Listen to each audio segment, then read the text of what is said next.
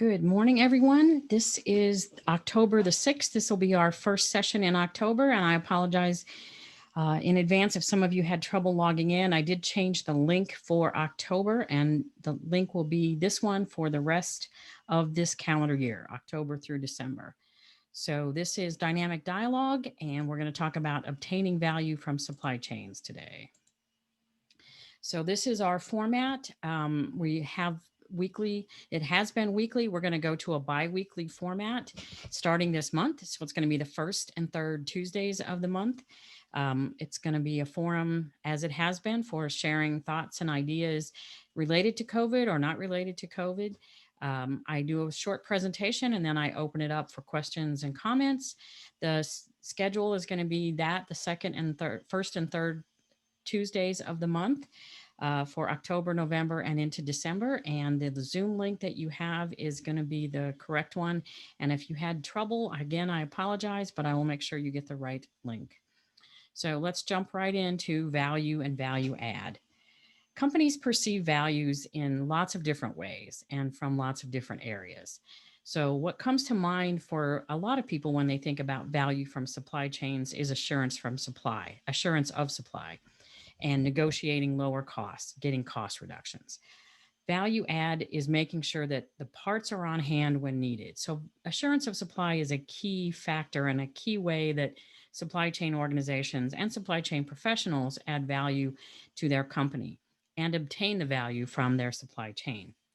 But we are concerned about more than just having the parts on hand. We need them to be of the right quality.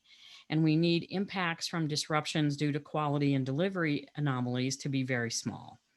To make sure parts are available requires a lot of work, getting suppliers to deliver sometimes more than originally planned, sometimes less than originally planned, try to holding some inventory for a short time, delaying deliveries or speeding up deliveries. And usually we do this at a moment's notice. So we have not a lot of advance notice that this is what the company needs, but we work very hard to make sure that we can get that for the company. Supply chain professionals work with suppliers to cut in design changes, which is another value add. To make sure that we don't have a lot of wasted inventory or incur a lot of scrap and rework charges. Sometimes supply chain professionals really are magicians. And the other thing that we do a lot of and very well is financially contributing through cost reductions and through managing all of the transactions that have to be there. So it's ever present in any supply chain organization I've ever worked with. Everybody looks for cost reductions.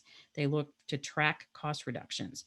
So value comes to the organization not only when we reduce the unit cost of things, but when we reduce the total cost and when we reduce inventory so that we can increase inventory turns. We increase that inventory balance and that helps that. And that reduces our obsolescence of parts. It relates to scrap and rework and many other things. So managing inventory itself is another value add. And then efficient management of orders is also important. I had a client who bought a low unit cost part. He spent about $60,000 a year on this part. It wasn't a real big deal, $60,000 out of about a $5 million spend. But we looked at this closely and we found out they had 65 purchase orders for this part over the course of a year. And they were spending almost $20,000 to purchase the $60,000 worth of parts when we looked at the fact that a purchase order was costing about $300 in order to process. So it was about a 3-to-1. We were spending $20,000 to buy $60,000. So cutting that down and buying those more efficiently added a lot to their bottom line, and they didn't really have to make much of a change. So the way you receive parts in, the way you order those, managing the inventory transactions, and making sure that invoices are processed and paid properly, all of that adds value to the organization. Payment terms is an also possible significant impact to companies. And doing calculations and negotiating them can increase or decrease the cash flow, which either adds to the company's value or diminishes it. So those are important. A couple other ways that supply chain personnel add value to organizations is through selecting the best supplier. And I think this is one of the most important value add activities that we do as supply chain professionals. But as many of you know, after you select the supplier, that's when a lot of the real work begins, because you have to monitor, manage, and develop that supplier to ensure they and their products meet the expectations and requirements or needs and wants that most of you are probably pretty good at doing. So you want to make sure that the supplier does what the company needs. And you also want to get some of those wants in there above and beyond just the needs and the requirements. So if you have metrics to track that, that's important. That adds value. Qualitative metrics also add value. They have some subjectivity, things like responsiveness, but that helps track performance and it helps close the gaps, solidify the relationships, and improve performance overall over time. And as the saying goes, time is money. So if we can shorten lead times, cycle times, place the orders in an efficient and effective manner, meaning that we get the requisitions on time and have adequate time to do the quoting and the getting the bids and the quotes, and then placing the order in, outside of lead time so that the supplier has plenty of time to deliver on time. Another thing that can diminish a company's efforts to obtain value is when you have conflicting goals between departments or functions. For example, if your company is a really high-tech, bleeding edge company, and you want to have a lot of parts, then time to market is probably very important, and the technology of your suppliers is probably very important. So if you have a significant focus on cost reduction, that may not be supporting the overall company goals needs of time to market and getting that highest technology, because sometimes the highest technology costs a little more. And if you want time to market, then it takes a lot of time to do a lot of quoting and negotiating, trying to get a lower price. So you have to look at what your goals are and make sure that they align throughout the organization. So when you have company or functions working at cross purposes, it can diminish that, it can change the dynamics internally, and it can really erode the value that you're trying to add to the company. So once you've defined the value for your company, because each company has to define it their own way. We use that term value add a lot, but you really have to say, what is value add to my company, and what is the value that my organization and my own personal contribution going to be to the organization? So you want to compare what the value that you want to the value that you're getting from your suppliers and say, where are the gaps and where are the opportunities? So I'm going to look at 4 areas to help you determine what that value could be that you're not getting. The first is going to be supplier performance. Then we're going to look at relationships, risk, and finally, we're going to say, do you have the skills in your organization to manage all those 3 other areas? So supplier performance always starts with cost, quality, and delivery.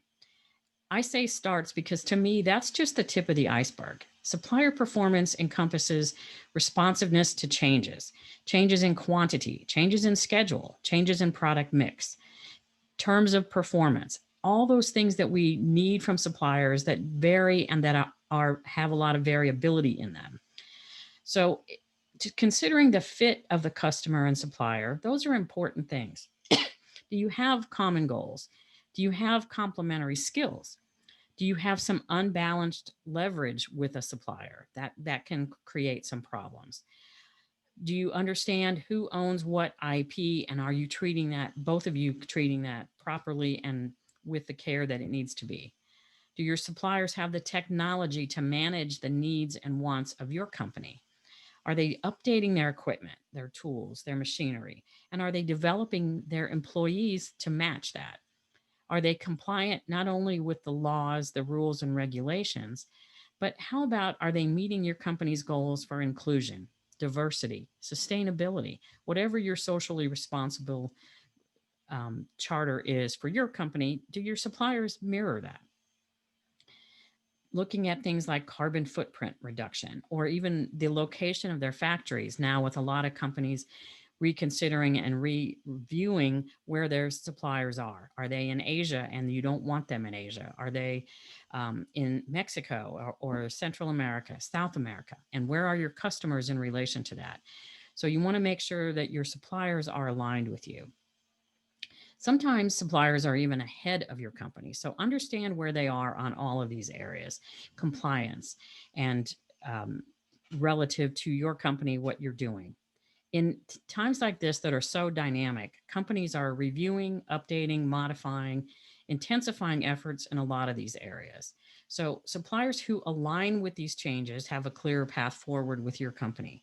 Those not in alignment can cause problems now or in the future, and they're going to require more time and resources to either adjust them or replace them.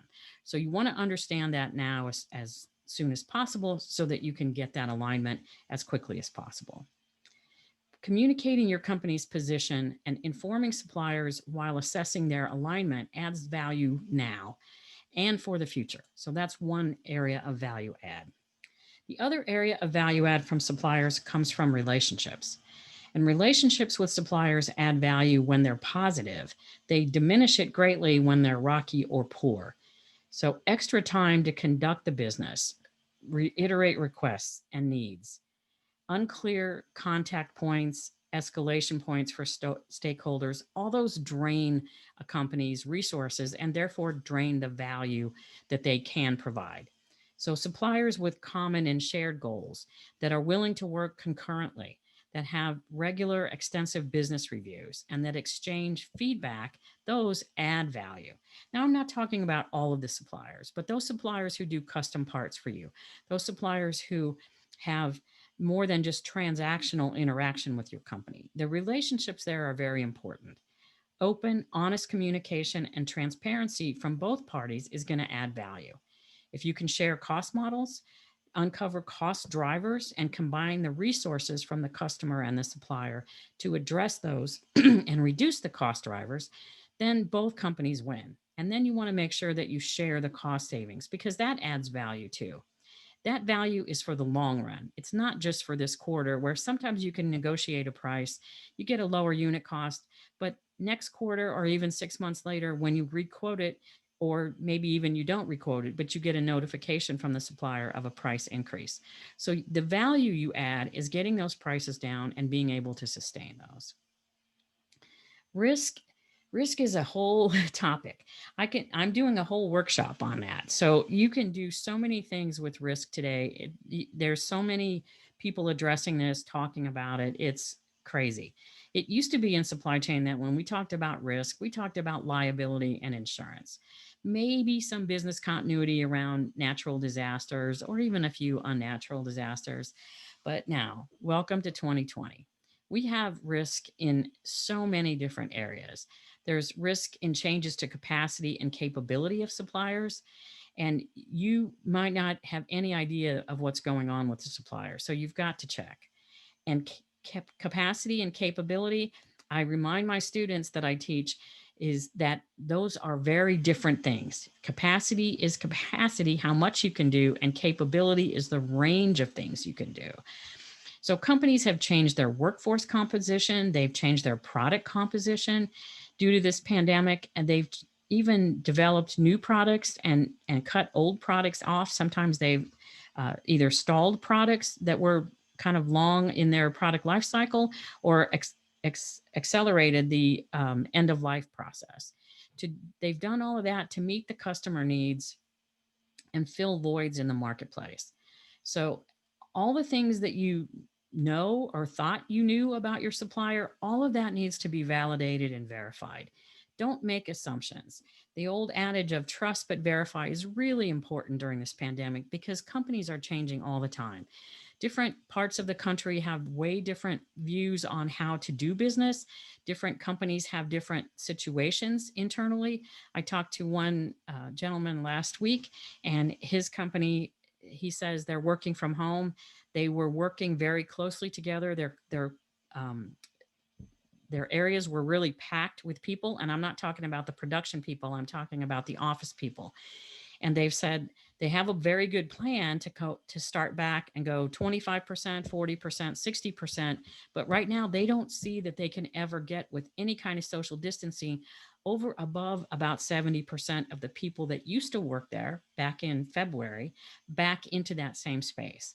And they don't want to get in more space. So they're evaluating all kinds of options with people working at home a couple days a week, with people working staggered shifts a little bit earlier, a little bit later.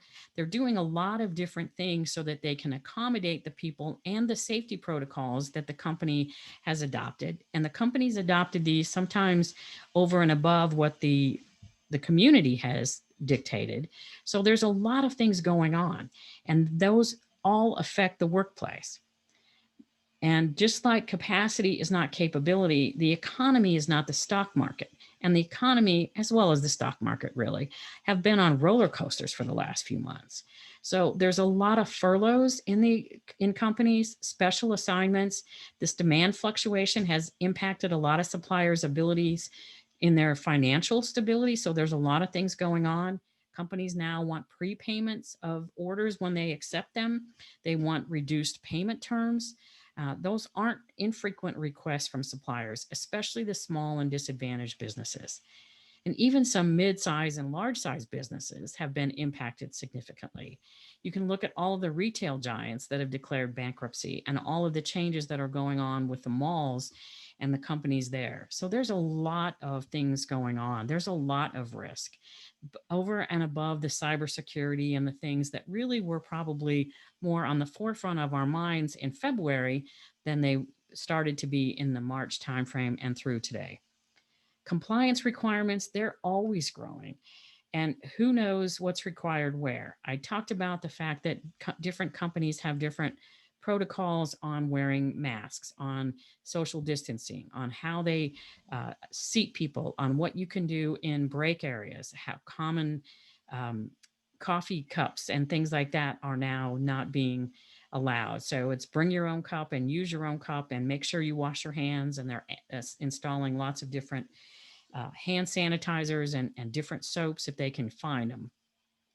So in additional to all things that we were used to, hazardous waste, ISO requirements, Sarbanes-Oxley, conflict minerals, we now have all these masks, social distancing, other PPE requirements, and we're trying to figure out what works and what needs to be there.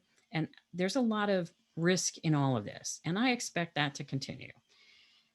Companies are streamlining, they're downsizing because they're feeling the pinch from the economy. They're expanding some cases where they've taken on new products and added new things to their portfolios. And some companies are just closing.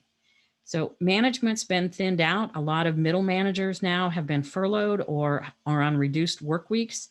Um, Senior managers, they've been changed out. Sometimes they've been let go through a lot of different things for actions or inactions. And sometimes there's people that are promoted and then there's gaps behind them that are not being filled. So there's a lot of issues going on and changes in management. And when you have changes in management, that results in changes throughout the organization oftentimes. So look for what's going on in your company, not just with your contact, but with that whole company and how the structure is and who's running it, because that can change a lot.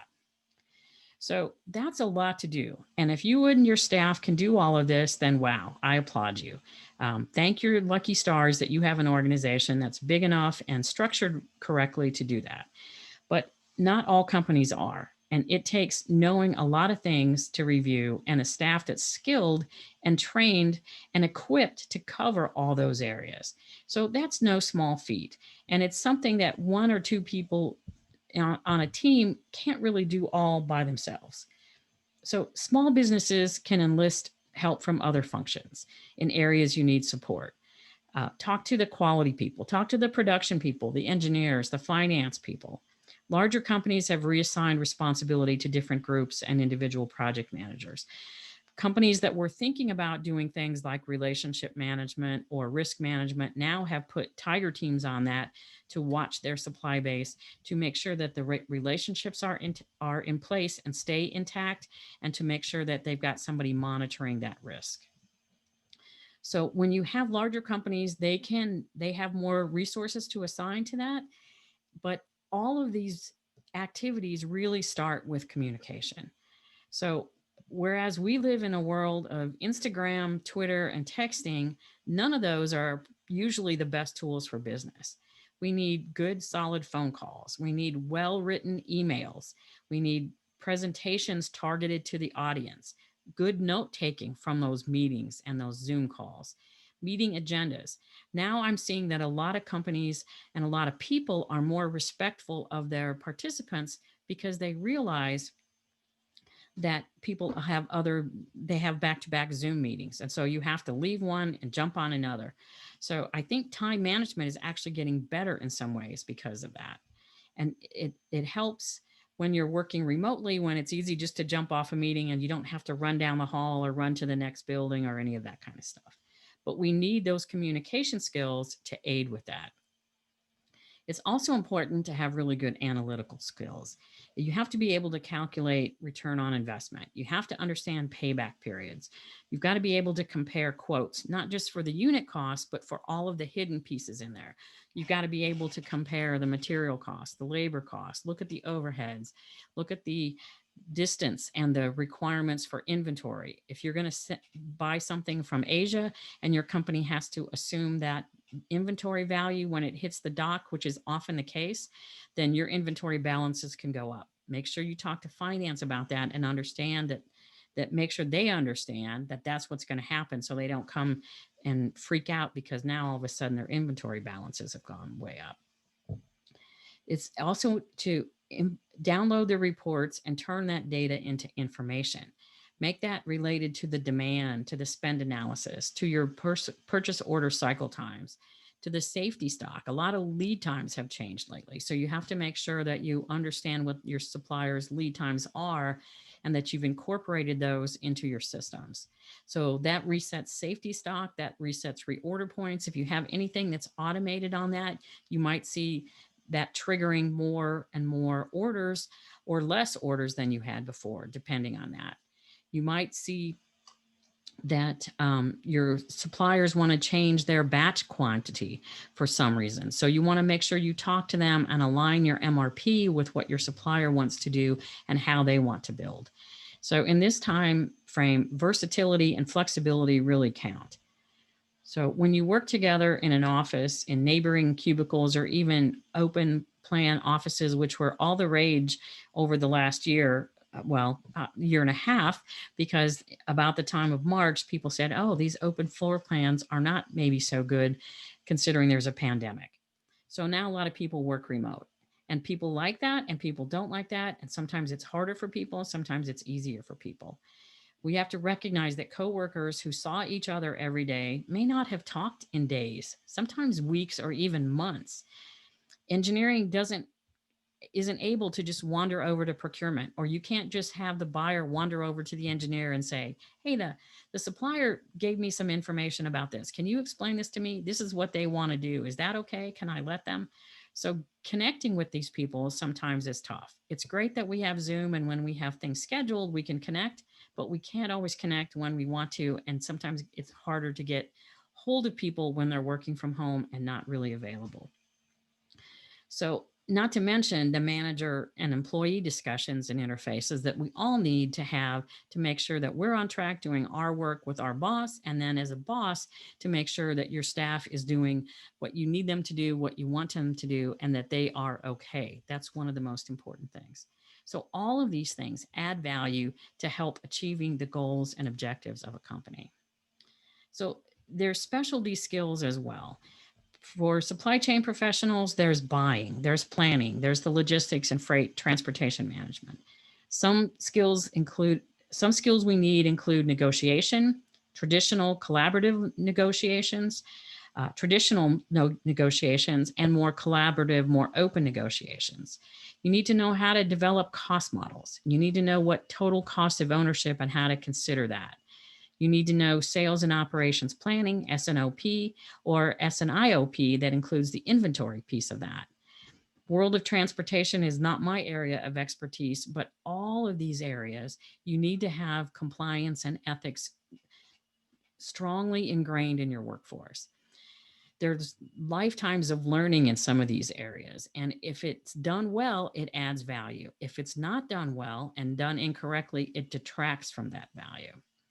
And then the final skill, I think, is the hardest to define, to teach, to learn, and measure. And that skill is strategic thinking. Organizations need some people who can see this bigger picture, who can look into the future, compare and contrast complex solutions.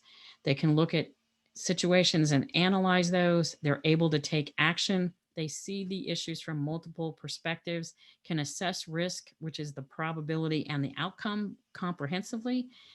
It's a really difficult to define skill, but if it's game changing if you have that in your department and you're trying to add more value to your organization.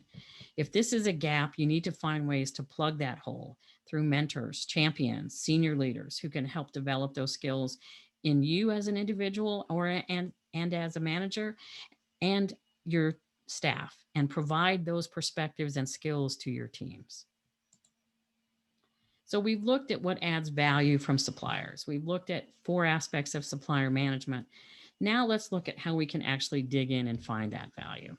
First thing I say is you really have to look at your suppliers. They're not all equal by any stretch, and you have to look further than the spend.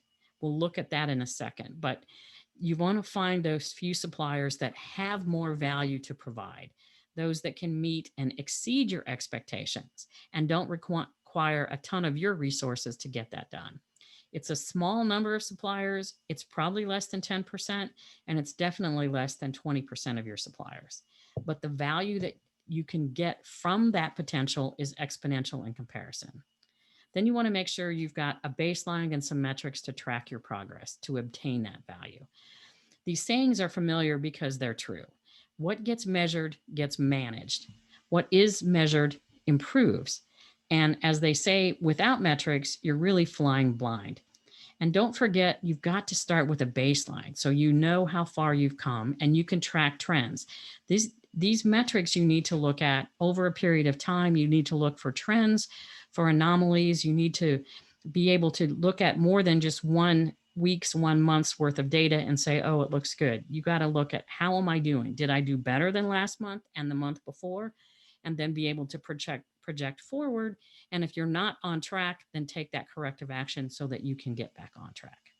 And finally, you want to cooperate and collaborate. You don't want to compromise or negotiate every large agreement, every little modification. Sometimes you have to do that, but you want to be working with suppliers who are going to collaborate and help you attain your goals, because that adds value to your organization and it adds value to their organization too. So if you take a collaborative, cooperative approach with suppliers, that can pay really big dividends. So in the suppliers segmentation, you start with the history, but you've got to project forward to see where your spend is going, especially now that we have this pandemic. A lot of companies have been hit the last 6 months, but they have brighter outlooks in the next 6 months, or maybe even the first quarter or first half of 2021 compared to how you're ending the year now. So what is that history? Look at maybe 2019, then look at 2020, and then project forward. You want to look at the product life cycle of your products. What do you have that's still in the new product development? Are those new suppliers whose spend you haven't included in your spend analysis? If so, you need to look at that. If you have parts or projects that are nearing the end of life, what is that spend been? You want to take that out and reduce that for your projection forward. And then what's going on with your suppliers? Do you have issues with suppliers that are changing, that maybe are going out of business or have had financial trouble that you need to move work away from to make sure that they can handle what they do have? Whatever it is, you need to project that spend into the next, or the first 6 months, if not the whole of 2021. This is a perfect time to do this kind of exercise because now we're winding down 2020. Believe it or not, we're in the 4th quarter. It's hard for me to believe, but we are. It's October. And you want to look beyond the spend to identify suppliers that are critical to your business. Look at your sole and single sources. Look at those that have your IP, that use your drawings and tools and have things that involve your patents or your intellectual property in whatever form. or if you have their IP designed into your products. If you're using some company's motor and that's the motor that you're using and it's their proprietary, they own the drawing, they own the specifications, then you need to make sure that you're working with that supplier and you're treating them as they need to be treated because you have that built in. What suppliers have been your biggest headaches? Look lately, look during the pandemic, look prior to that, look at shortages, look at quality issues, look at deliveries, problems, and look at their financial and, as we said before, their capability changes, their capacity changes. Those that have tools or equipment that you own. If you've bought tools and they're at that supplier, then you need to make sure you include that supplier in this analysis and that you pay attention to that. It's not unusual. It is unusual, but it's not out of the question that a supplier has financial issues and closes the doors or shuts down partially, and you can't get access to your tools without kind of over and above efforts. And that takes away from other things that you could and should be doing.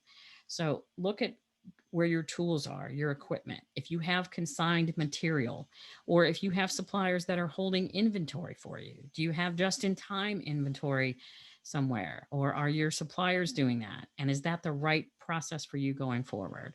So you want to look at these 20% or less of your suppliers that are really connected to 80% of this value or the potential value out of your supply base. That's the Pareto principle, and that guy's famous for a reason because those rules work. So look for the 20% or less that represent 80% of the value. Again, if you don't know where you started and you haven't tracked your progress, you're really as lost as Hansel and Gretel from that fairy tale. And in case you don't remember the ending, the witch tried to eat them, or in the darker version, actually did eat them. So don't get lost. Pick a few metrics, pick some key metrics, key performance indicators, or look at another version, the objective and key results that John Doerr talks about in his book, Measure What Matters. There's a lot of different ways you can do this. So what value are you going after, and how can you track that value that's coming into your company? And then you have to honestly, even brutally, baseline where you are. Develop your strategies, your plans, and your actions to get that value. And finally, no man is an island and no company is self-sufficient. There's a symbiosis that exists between customers and suppliers, and one that should allow for the success and survival of both. Otherwise, you just get into these dog-eat-dog situations and you're predator and prey, and that isn't as productive. I live in Southern California partly because I love the ocean. And this picture of the large fish swimming happily through the water, surrounded by the smaller fish, is a perfect example of this symbiosis. The smaller fish survive by cleaning, grooming, maintaining the health of the larger fish. And then the larger fish isn't a predator to them. They work symbiotically. They work in sync to help each other, and they survive together, or they don't survive together. So it's a great visual for this interdependency. And it doesn't matter how you define the customer and the supplier in this situation. If the customer is the bigger one, then he's the bigger fish. If the supplier is the bigger one, then he's the bigger fish. And the customers are trying to get what they can from that supplier. So it works either way. No matter the size or the scale, customers and suppliers need each other. And if you drive a supplier out of business, then you just have to spend time and money trying to replace them. And you have to do that quick. And if suppliers are driving you out of business, then you're out of business, and that's not good either. But that's their meal ticket as well. So it's not in a supplier's best interest to drive their customer out of business, because then there's nobody to buy their goods and services. So working together is a value add activity. And when you can do that well, then you really increase the value to your organization. This is really applicable, again, to a smaller number of suppliers. So the return here is worth the investment because you're not doing this with 100% of your suppliers. The trick is to find the right suppliers to work with. And that takes you back to the first step, which is going through your supply base and understanding. So what I know for sure is there's a better way to get the value that companies need from their suppliers and their supply chain. COVID has been a big kick in the teeth to a lot of people and a lot of organizations. But the good thing is companies now are really super attuned to how valuable the supply chain is and can be. And managing that supply chain is more important than ever, and it's getting more visibility within companies. We've seen the effects since the spring, and this awareness continues, and it's going to continue for the next, I guess, 2 or 3 years. They're saying that there's different projections about when we're going to be settling down, and it's everywhere from about 6 to 8 more months or the middle of next year and then on into 2022. Some even say 2023 for the economics. So it depends on your perspective and what you're doing, but things are not going back. We just have to go forward and try to make the best of what we have. Make sure you know you don't throw that term value add out for everything that you do. You have to be discriminating and discerning about what value that you're trying to obtain. Go back to the first thing. How are you defining value from your supply chain? One of my favorite bosses used to say, hope is not a plan. So if you want to get that value, you need a plan that's more than just hope. Companies don't often state their expectations explicitly or share their goals. And when you have suppliers who have the right attitude and disposition to partner with you and share, collaborate, you shouldn't be shy about opening things up. Share what's needed to get the value you need and want. It's not put everything on the table, but put enough on the table to make sure that you can work well together. Acknowledge that these are uncharted waters for companies. Be willing to adjust and modify. Don't expect all the modifications to be in a negative direction. Expect to find some great rewards. Because this is a great opportunity to reset expectations with suppliers, to relook at things that maybe haven't been working as well. So open up those discussions and get your suppliers to work with you. If you expect to find some gems in there, you will. I read recently about a guy in Arkansas who was visiting that diamond mine. And I think I've not been there, but I think they let you go and you can just kind of scrounge around. And if you find diamonds, you can take those home with you. So he thought he found a piece of glass. It was pretty big, but he thought it was a piece of glass. It was a 9-carat diamond. So if you expect dirt, you're going to find dirt. If you expect diamonds, they are there. Some are small, but every once in a while, there's a 9-carat one that's just right there for the taking. So don't be afraid to look and be optimistic about that. So what you can do today really can improve all your tomorrows. So that's what I have today for